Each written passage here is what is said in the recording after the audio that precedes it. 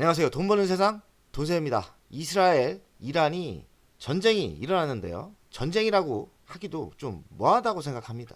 그냥 쇼한다. 저는 이렇게 생각하는데 이스라엘은 전쟁에 진심이지만 이란은 좀 피하고 싶은 분위기입니다. 할 수 없이 미사일 한 200발을 쐈는데요. 큰 전쟁으로 간다고 생각은 안 합니다. 어느 정도 선에서 멈춘다고 생각을 해요. 오늘 전쟁이 난다고 하면 공포가 몰아옵니다.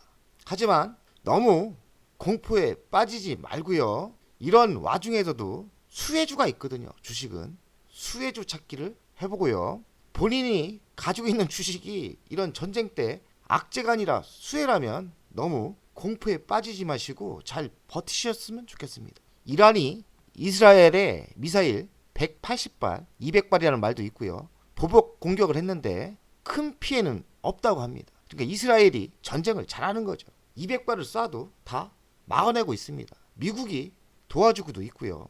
이란이 쇼하고 있다. 안 할 수도 없고 했지만 뭔 효과가 있어야 될 거 아닙니까? 그럼 이란 입장에서는 전쟁을 하고 싶겠습니까? 이란과 이스라엘 전쟁은 큰 전쟁으로 가지는 않는다. 이렇게 보고 있는 겁니다. 이스라엘은 또 이란에 재보복을 할 거라고 이야기했습니다. 이란을 전면적으로 폭격하는 것보다는 당한 만큼만 전투기가 가서 폭격을 할 것 같다고 생각합니다. 바로 오늘이나 내일 정도 공격을 할 것 같은데요. 너무 공포에 빠질 필요는 없고 적당히 보복을 할 것 같습니다. 이스라엘이 여기 있고 이란이 여기입니다. 가운데는 이라크가 있고 시리아, 요르단이 있죠. 그나마 다행인 게 지상전 하기는 매우 어렵습니다. 지상전이 불가능하다고 봐야 돼요. 그래서 이스라엘과 이란이 또 미사일을 쐈는데 이스라엘은 또 전투기가 날아가서 빠방빵 내일이나 오늘이나 터뜨릴 거예요. 제가 보기엔 군사기지를 터뜨릴 것 같은데 이 전쟁이 큰 전쟁으로 간다고 보지는 않습니다. 이스라엘은 레바논을 본격적으로 지상전이 들어갔죠. 그리고 가자 지구는 이미 보복을 제대로 했고요. 며칠 전에 예멘을 또 타격했죠. 이란이 이기지도 못할 전쟁에 200발을 미사일을 쏠 수밖에 없는 상황은 동맹을 맺은 레바논 그리고 가자 지구 예멘 때문에 했다고 저는 생각합니다. 자기들도 자존심이 있지 않습니까?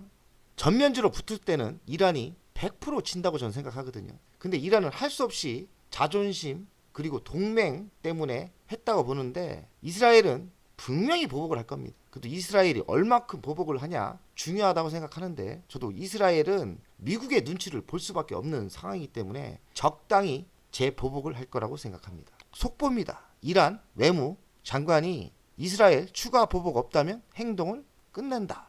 전쟁을 안 하고 싶다는 거죠. 할 수 없이 했으니까 니네 보복하지 마. 보복만 안 하면 이거로 끝낼게. 그리고 니들 피해도 없잖아.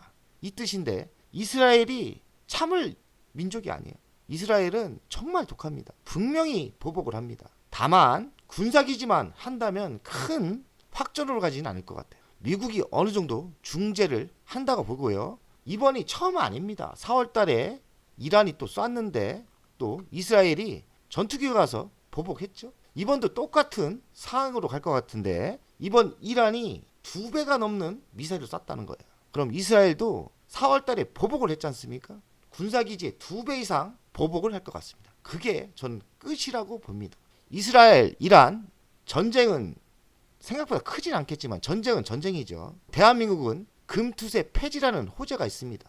오늘 오전에 하락을 하다가 오후에 대한민국은 반등할 수도 있다고 생각해요. 너무 공포에 빠지지 마시고 단단히 버티셔야 됩니다. 대한민국은 금투세 폐지의 호재가 강력한 게 남았어요. 이미 이스라엘과 이란 전쟁은 시작된 거 아닙니까? 이번이 처음입니까?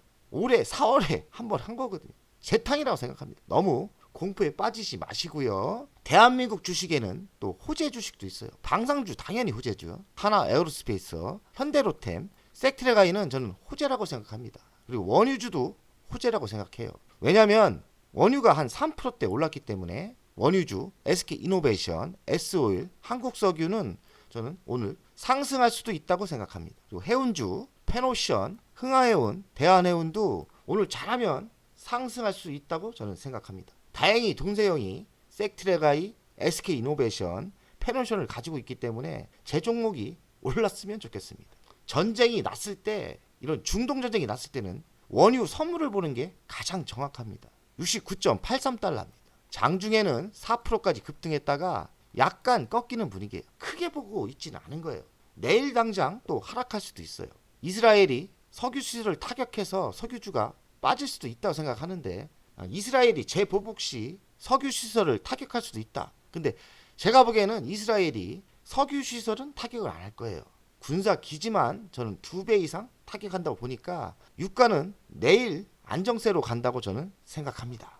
이런 전쟁이 났을 때 투자가가 할 대응은 뭐냐? 현금 확보가 가장 좋죠. 현금 확보. 근데 현금 확보가 미리 샀어야지. 오늘 사면 또 위험합니다.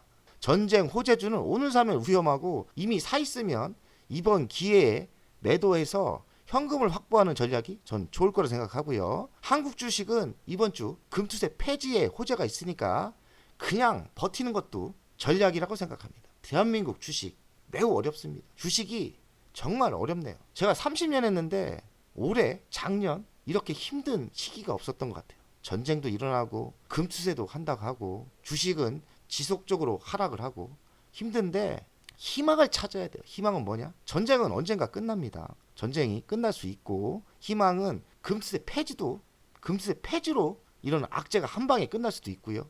전 세계가 금리가 하락한다는 것은 저는 장기적으로 가장 강력한 호재라고 생각합니다. 금리 인하는 뭐냐? 유동성의 장을 불어옵니다. 그리고 금융 장세가 펼쳐질 가능성이 많은데, 한 6개월 뒤 대선 끝나고 화려한 장이 올 수도 있다고 저는 생각합니다. 잘 버티시고 힘내세요. 저도 이거를 주식을 해야 되나 말아야 되나 너무 힘듭니다. 그러나 한번 버텨보려고 합니다. 화이팅!